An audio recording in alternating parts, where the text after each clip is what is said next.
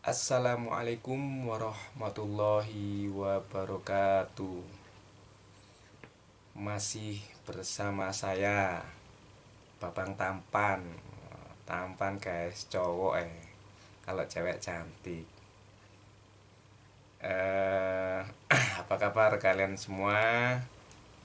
Semoga masih semangat ya untuk membaca buku, untuk menuntut ilmu. Karena kata Imam Ahmad bin Hambal, kalau saya nggak salah ingat, tuntutlah ilmu sampai ke liang kubur. Nah, beliau itu mengistilahkannya itu, akan saya bawa tinta dan penaku hingga ke liang kubur, kalau saya tidak salah ingat. Kali ini saya akan merekomendasikan sebuah buku masih seputar Imam Syafi'i. Judul buku ini, sik. Oh, gak ketok ini. Nah, ketok gak. Ini bukunya, guys.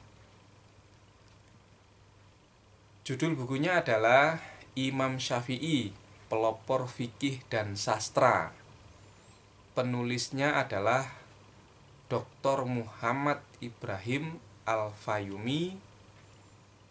Diterjemahkan dari judul aslinya yaitu Asy-Syafi'i Al-Imam Al-Adib.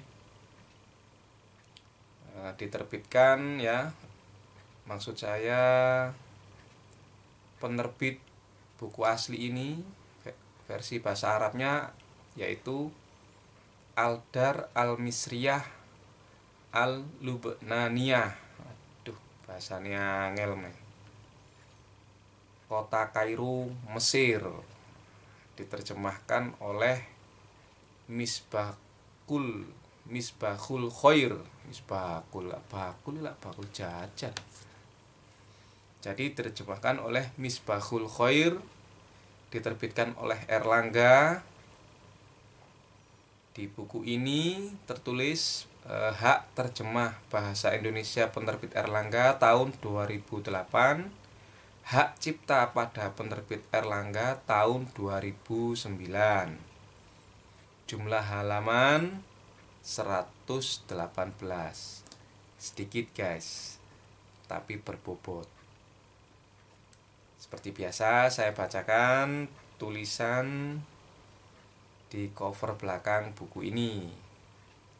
Tulisannya demikian: Syafi'i memang dikaruniai kecerdasan istimewa, kemampuan nalar dan gaya bahasa yang luar biasa. Pada usia 20 tahun ia sudah hafal kitab Al-Muwatta karya monumental Imam Malik. Umur 20 sudah hafal kitab Al-Muwatta, guys.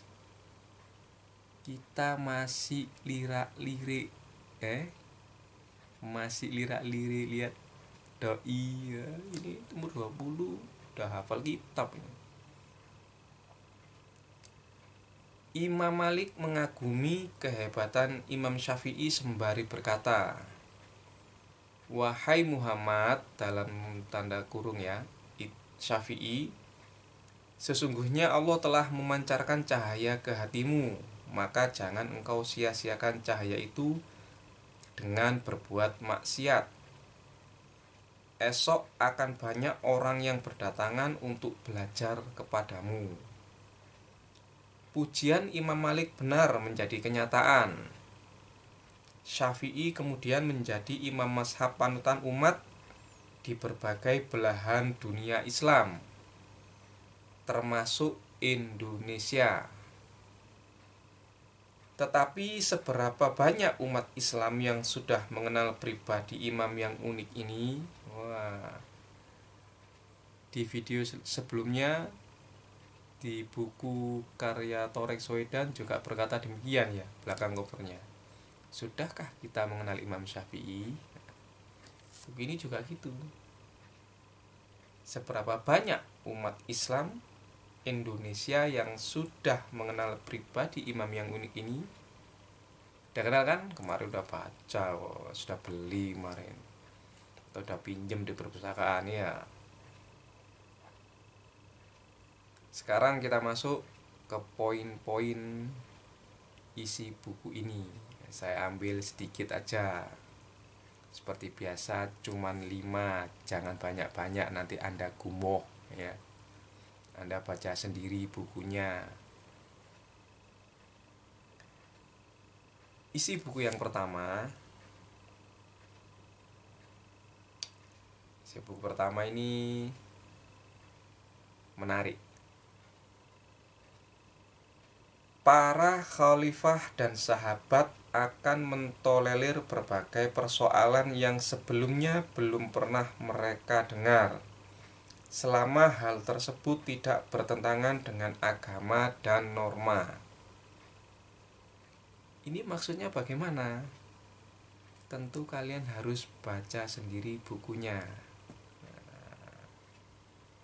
Jadi para khalifah dan sahabat akan mentolerir berbagai persoalan yang sebelumnya belum pernah mereka dengar, selama hal tersebut tidak bertentangan dengan agama dan norma. Itu yang pertama.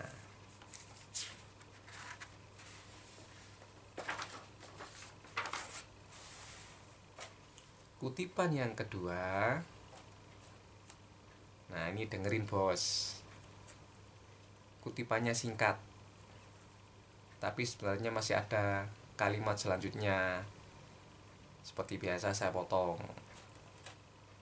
Umar benar-benar telah menopang spirit toleransi. Nah, ini Umar siapa ini? Umar bin Khattab atau Umar bin Abdul Aziz? Nah, untuk lebih jelasnya ya kalian baca sendiri buku ini. Jadi spirit toleransi itu sejak dulu sudah ada. Ya, Islam itu agama yang toleran. Gitu loh.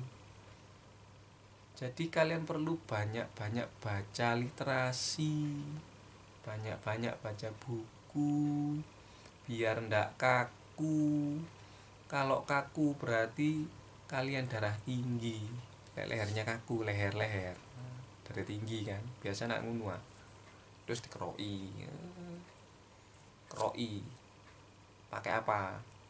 Pakai uang koin? Bukan, pakai ilmu. Nah, biar gak sepaneng otaknya ya. Kutipan nomor 3 guys. Nah, dengerin ini ya. Dengerin bos. Inilah perlunya kita membaca sejarah atau biografi para imam mazhab. Kalau kalian itu baca buku yang saya rekomendasikan mengenai biografi para imam mazhab, saya yakin 100%. Wah, pakai bahasa Madura ini. 100%. Wawasan Anda semakin luas, tidak saklek, hidup akan penuh dengan toleransi. Islam itu akan ramah. Nggak kayak tampang saya ini serem, tapi hati Hello Kitty bos. Nomor 3 ya. Pendapat para sahabat tersebar di seluruh pelosok negeri. Pendapat mereka berbeda-beda. Sekali lagi ya. Pendapat para sahabat tersebar di seluruh pelosok negeri. Pendapat mereka berbeda-beda sesuai tingkat keilmuan dan kecerdasan yang mereka miliki. Kondisi masyarakat setempat juga sangat mempengaruhi pendapat mereka. Bos, kondisi masyarakat bos. Jadi kondisi masyarakat itu juga mempengaruhi pendapat mereka. Kalau Imam Hanifah di Kufah ya, di Irak kalau nggak salah ya. Imam Malik di Madinah, itu kan masyarakatnya punya tradisi yang berbeda-beda. Jadi pendapatnya itu ya disesuaikan dengan kondisi masyarakat itu. Kayak Wali Songo di Jawa, ya harus menyesuaikan. Jadi Islam itu tidak saklek. Seperti kata Umar tadi loh, menopang spirit toleransi. Nah, untuk lebih jelasnya kutipan nomor 3 ini secara menyeluruh kalian baca sendiri bukunya. Kalau tidak paham, tanya ahlinya. Syukur-syukur Anda punya ustadz, kenalan ustadz ya, jadi bisa tanya langsung. Kutipan nomor 4. Akhirnya Imam Syafi'i menuliskan untuknya sebuah kitab yang berjudul Al-Risalah. Ini Imam Syafi'i nulis untuk siapa ini? Terus apa yang mendasari Imam Syafi'i menulis kitab Al-Risalah ini? Jawabannya tentu ada di buku ini guys. Baca. Oke? Kutipan nomor 5. Aduh, ngantuk. Jam 1 lebih, jam 1 pagi lebih.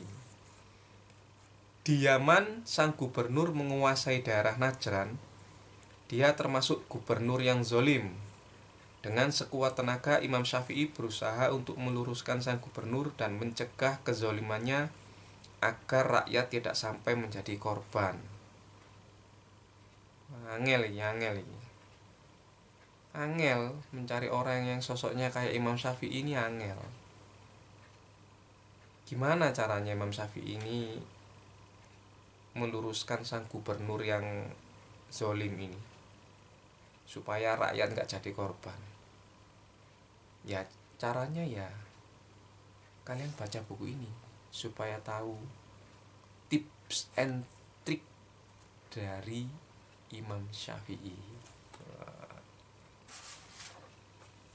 Sekian dari saya, dan saya mohon maaf bila ada komentar-komentar saya yang gak jelas, karena saya ini orang yang awam, orang yang bodoh, atau ada komentar-komentar yang tidak berkenan di hati kalian semuanya, dari mulai video pertama saya hingga video yang ini.